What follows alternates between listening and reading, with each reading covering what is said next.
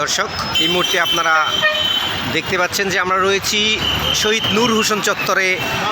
স্বৈরাচারের বিরুদ্ধে তৎকালীন স্বৈরাচার সরকার এরশাদ সরকারের বিরুদ্ধে গণতন্ত্র মুক্তির লক্ষ্যে বুক পেতে দিয়েছিলেন আজকের এই আবু সাঈদের মতো।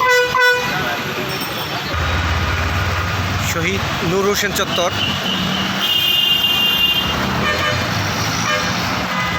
যেটা প্রাক্তন জিপিইউ মোড়, যার এক পাশে রয়েছে বাংলাদেশ সচিবালয়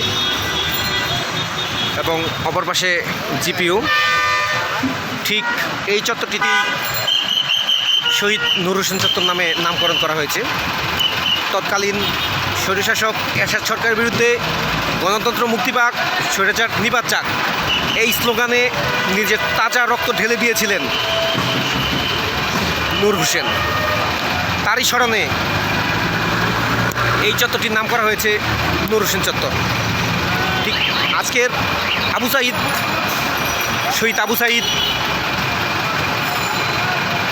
নিজের তাজা রক্ত দিয়েছেন গণতন্ত্র মুক্তির লক্ষ্যে। সবার প্রত্যাশা গণতন্ত্র মুক্তি পাক, স্বৈরাচার নিপাত যাক।